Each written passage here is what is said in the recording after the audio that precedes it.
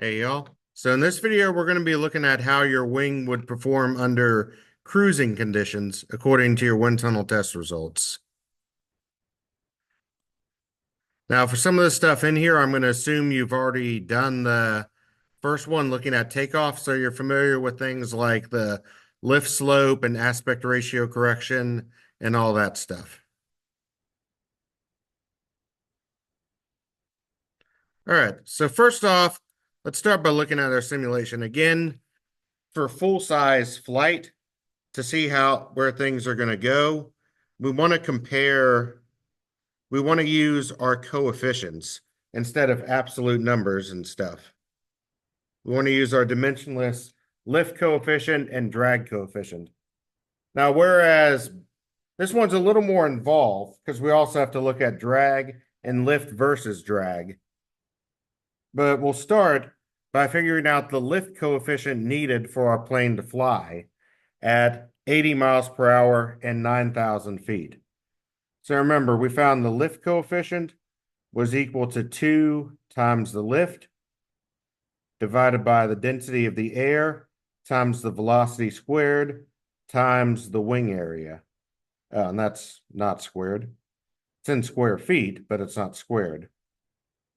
So that would be 2 times 1,000 pounds divided by, now our spreadsheet from the simulation gives us the density at that altitude, 0.00181 slugs per cubic foot.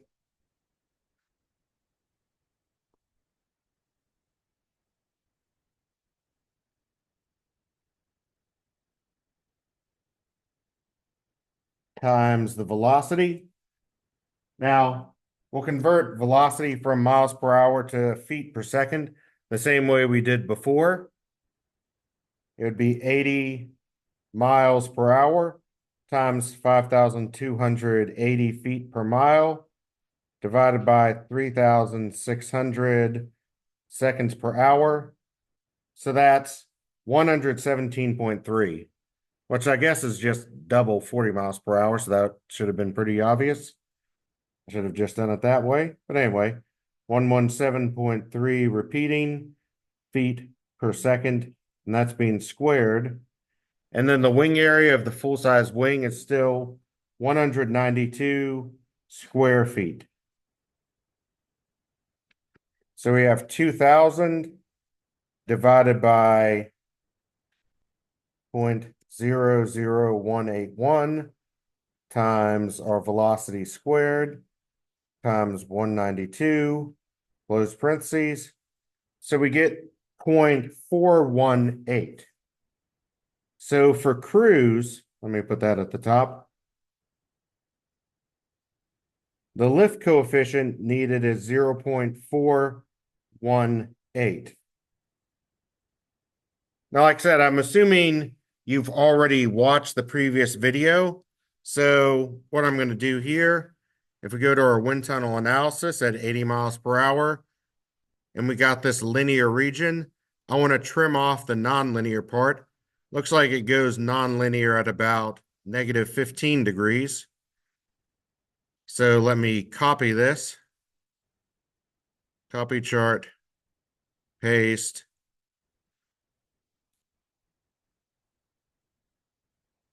So negative 10, so I want to stop at negative 10, which is row 11.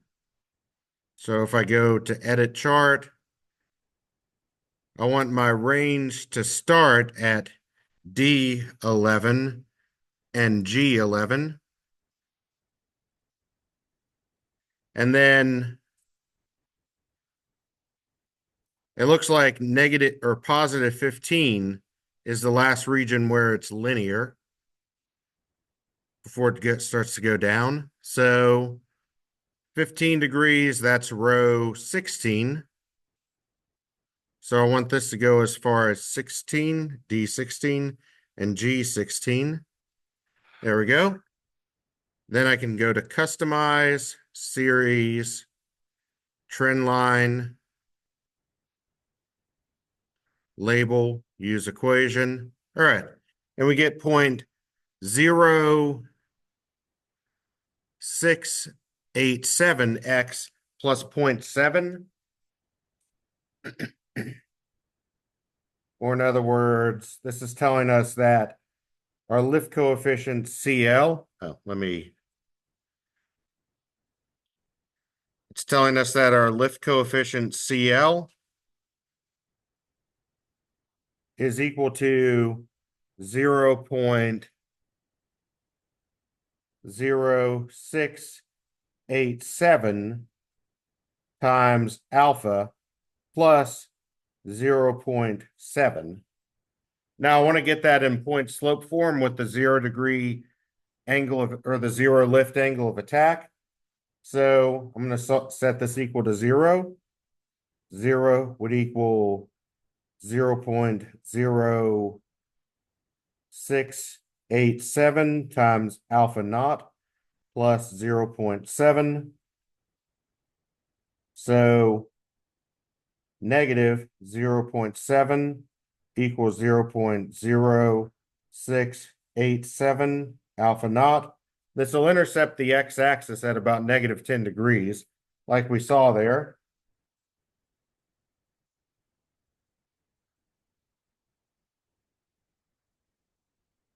Yeah, negative 10.2. So alpha naught equals 10 or negative 10.2 degrees. So remember our equation in would be CL would equal CL alpha times alpha minus alpha naught, or in this case, CL would equal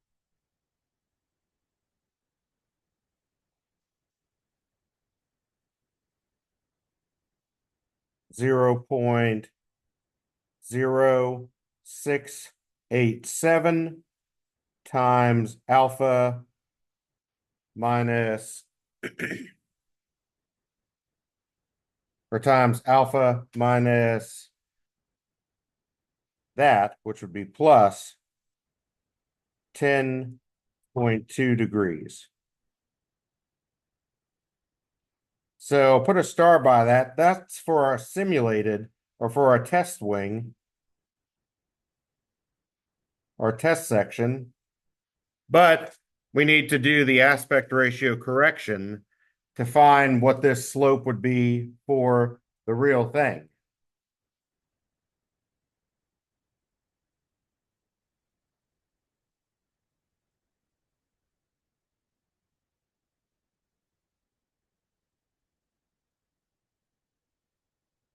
So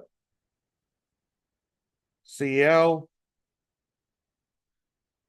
remember CL would equal C, or CL alpha would equal C little l alpha times the aspect ratio over the aspect ratio plus 2.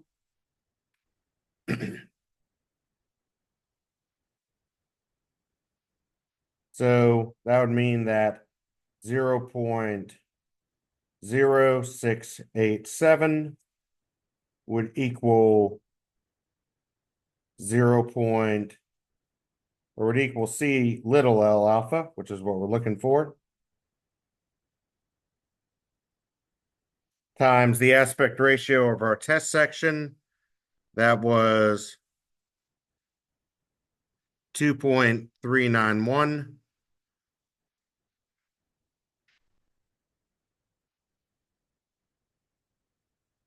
Divided by that plus 2, 4.391. So 0.00687 times 4.391 divided by 2.391. So that gives us, oh wait, 0.0, not 0.00. Well, it's the same thing. We just shift the decimals over 1. So C little l alpha would be 0.126. So for our full size wing, we can estimate that our lift slope would equal 0.068, or sorry, 0.121,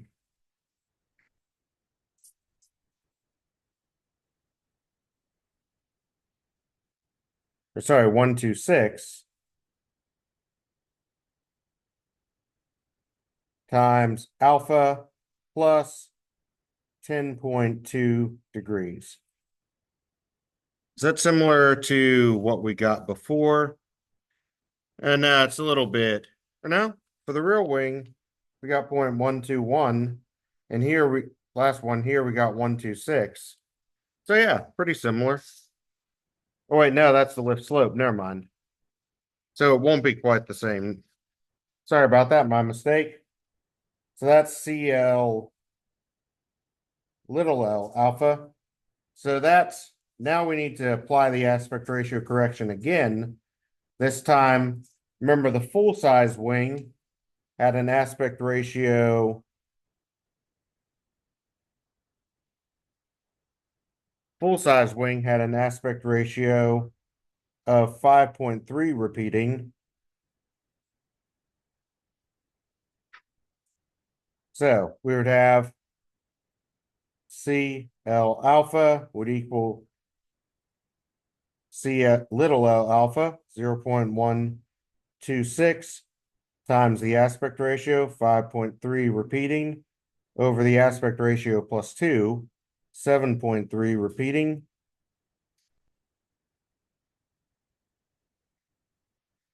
First times 10 to get it correct, times 5.33, divided by 7.33.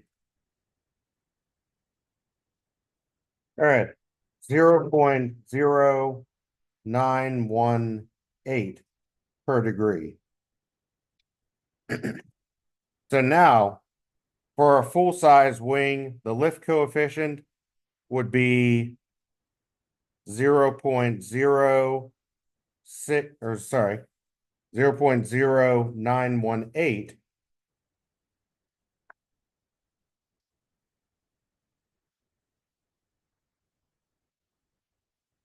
per degree times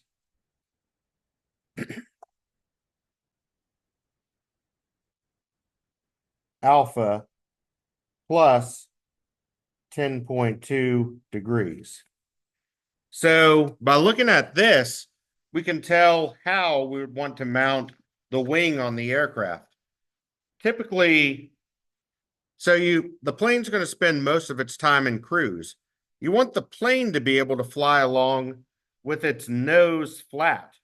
So that might mean you actually have to mount the wing slightly up or slightly down so that it can have the nose horizontal while its wing is at the correct angle of attack.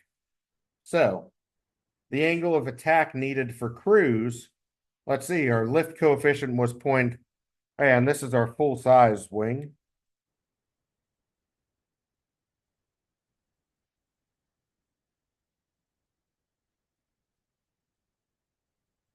So the angle of attack needed for cruise was 0.418. 0.418 equals 0.0918 times alpha plus 10.2.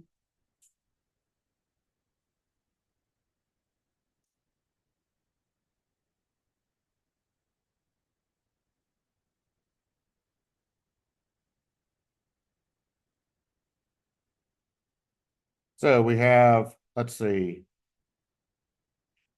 4.55 equals alpha plus 10.2.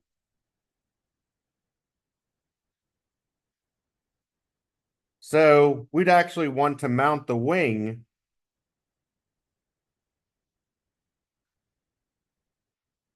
so the angle of attack needed for cruise would be negative 5.65 degrees.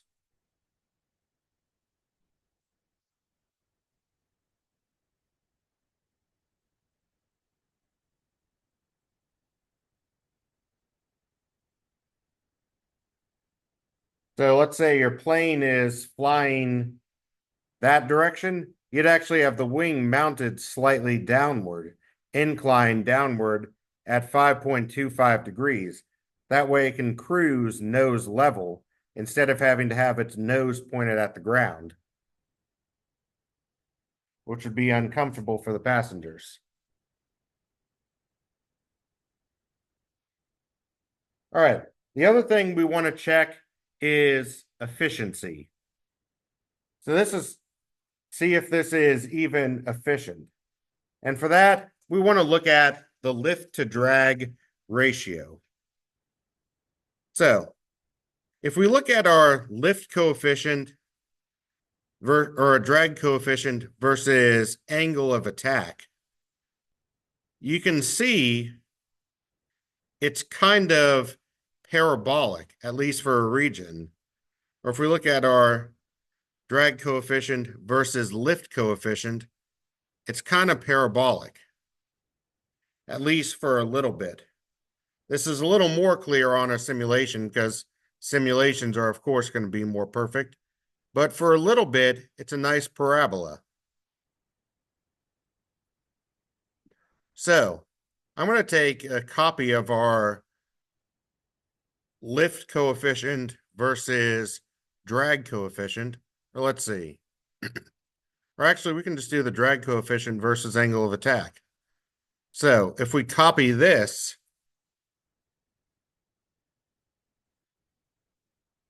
though our drag coefficient will be different.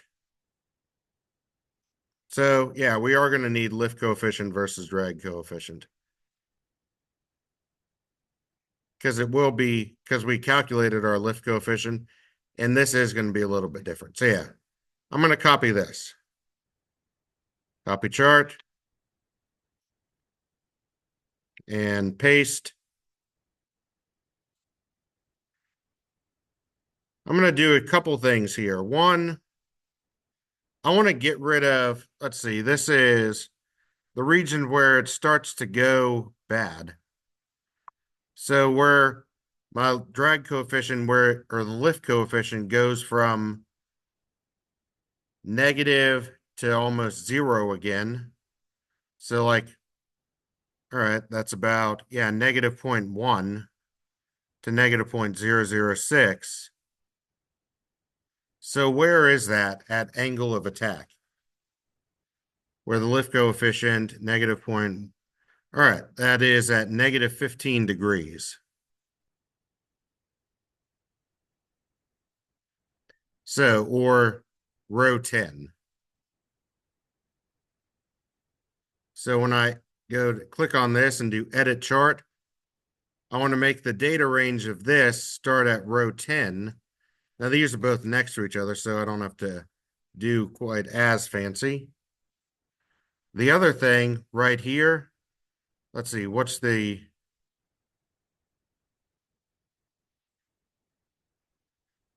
click out of that. What's that value there? Hold my mouse over it.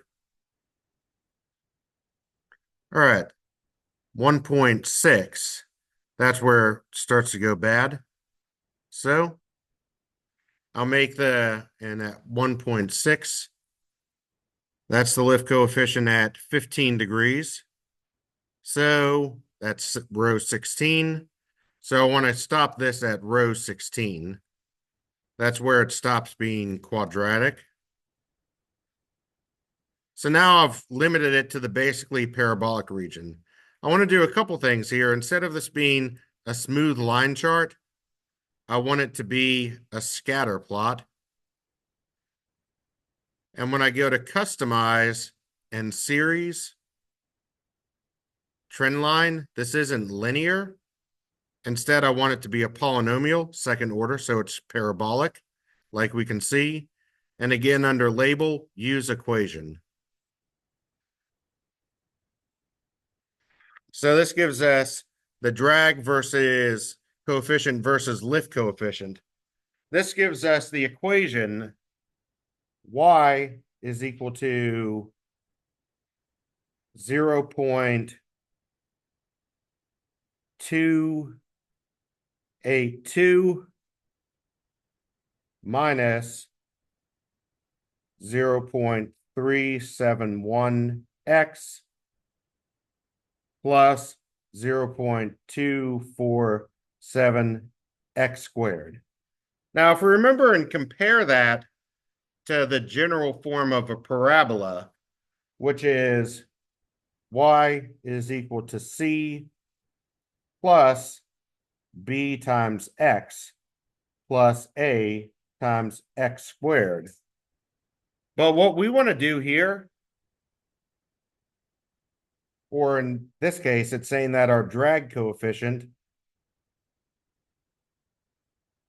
is equal to or is equal to 0.282. Let me make sure I am in 80. Yep. 0.282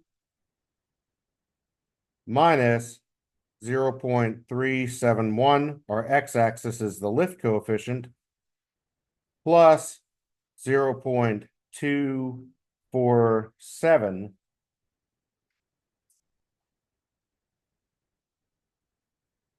times the lift coefficient squared. So this is a parabolic drag graph. Now I want to, and it should look something like this.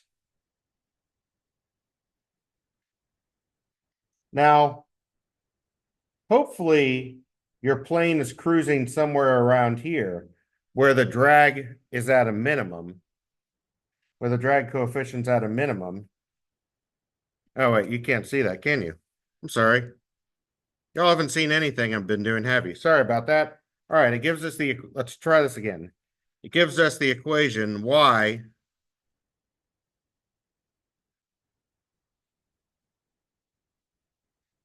is equal to 0.281 minus 0.371x plus 0.247x squared. The general form we know is y is equal to c plus bx plus ax squared. And, or the drag coefficient, in this case, CD, is equal to, when we graph CD versus CL, would equal 0.282 minus 0.371 times the lift coefficient plus 0.247 times the lift coefficient squared. But I want to get, there's this point right here, the vertex of this parabola. This is the minimum drag coefficient and the minimum lift coefficient. Or we can call this CD naught and CL naught.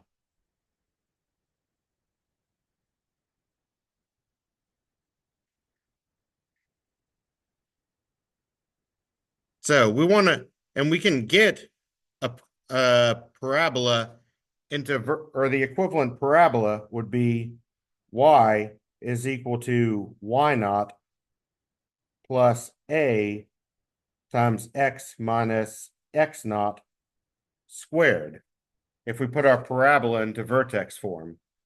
So, and the equations for that are x naught would equal negative b over 2a, and y naught would equal c minus b squared over 4a. So if we look at the data we have here, we would end up with, so negative b. So here we have a is equal to 0.247, b equals negative 0.371, and c is equal to 0.282.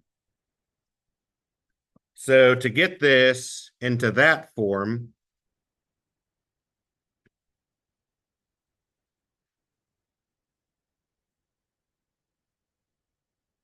x naught would equal minus a negative, so positive 0.371 over 2 times 0.247.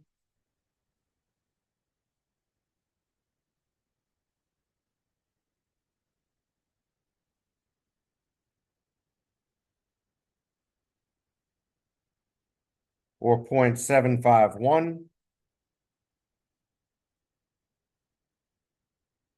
And y naught would equal c minus b squared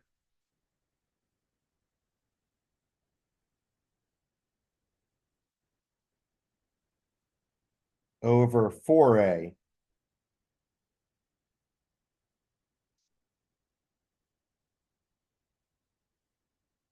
So negative 0.371 squared, so that'll become positive, divided by 4 times 0.247, 0.282 minus that. All right, 0.143.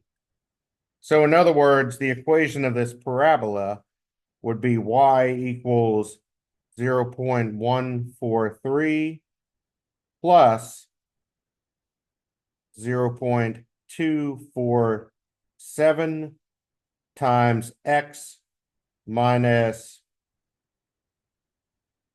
or times x minus 0.751 squared. All right, so now this isn't a perfect match, but we're going to go through. Or in other words, the lift or the drag coefficient CL or CD is equal to 0.143 plus 0.247 times the lift coefficient minus 0.751 squared. All right. Now the general form of this would be CD. I'm going to star that. We'll need it later. CD is equal to CD naught plus this factor K times CL minus CL naught squared. We need to, so that in this case, K is 0.214.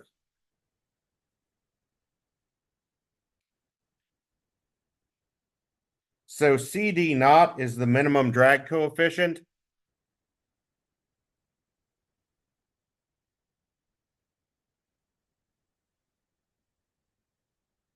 CL naught, that's the lift coefficient at minimum CD.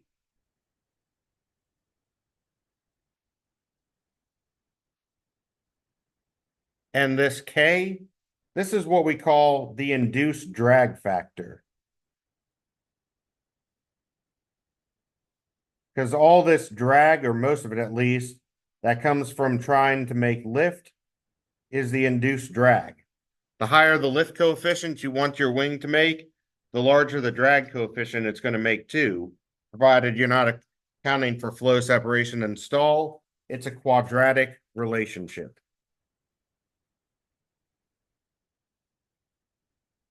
So this K, the induced drag factor, that's equal to 1 over pi, pi is showing up again, times E. That's not Euler's number. That's something called the efficiency factor, depends upon wing shape.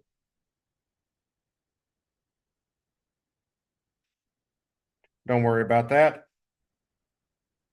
Times the aspect ratio.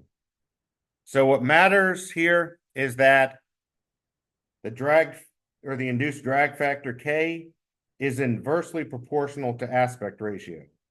So the higher your wing's aspect ratio, the less induced drag you make, which is something we already know. So this would mean K1 over K2 would be equal to the ratio of 1 over aspect ratio 1 over 1 over aspect ratio 2, or aspect ratio 2 over aspect ratio 1, or vice versa. So in other words, K1 times aspect ratio 1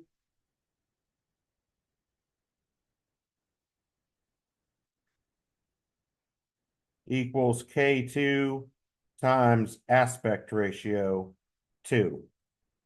So we can figure out what the induced drag factor would be for a new wing by comparing the aspect ratios. Here we got K for our test section was 0.247. Well, we can say that for our real wing,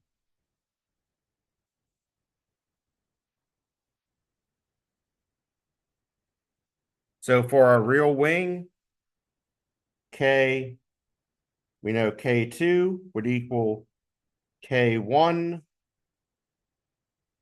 times AR1 over AR2. So that'd be 0.247. Our test model, its aspect ratio was 2.391. I remember that. And our real one, its aspect ratio is 5.33.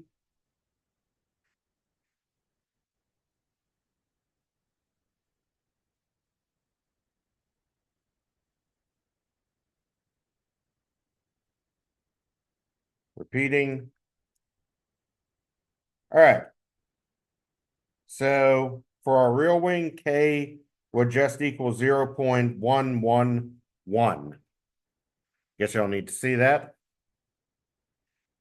All right. Which means for a real wing,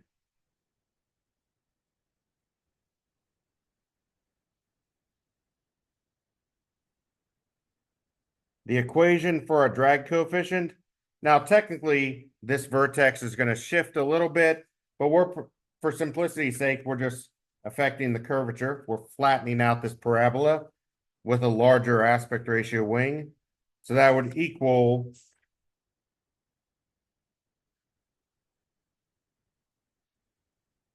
0.143 plus 0.111 times the lift coefficient minus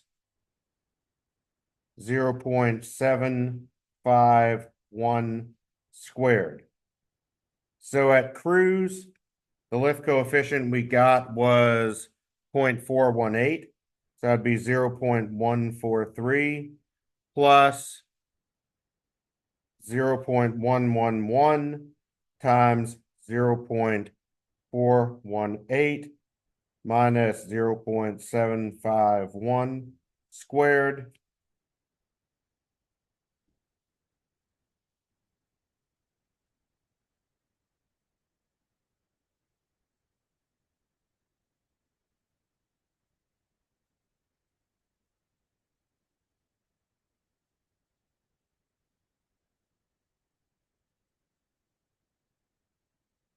So that's 0.155.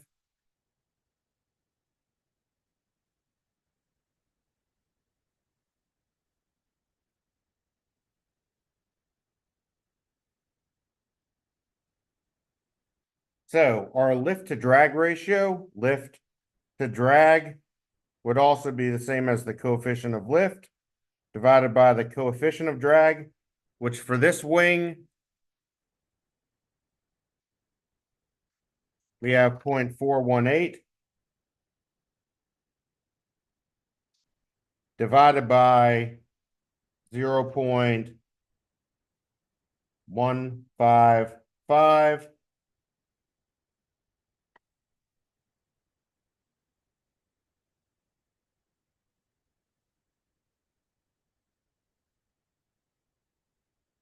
which is a pathetic 2.7. That is a horrible lift to drag ratio for a plane.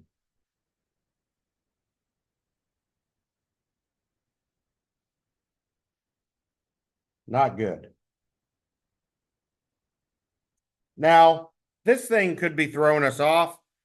A lot of this stuff, the drag without that, is due to surface roughness and things like that. One thing we could try, we'll use the induced drag factor that we got. Let's just compare this to our model. One thing we can do, so I'll make that a different video. So we got a bad lift to drag ratio. Now what? Because I'm almost out of time here. So we'll look at that next time.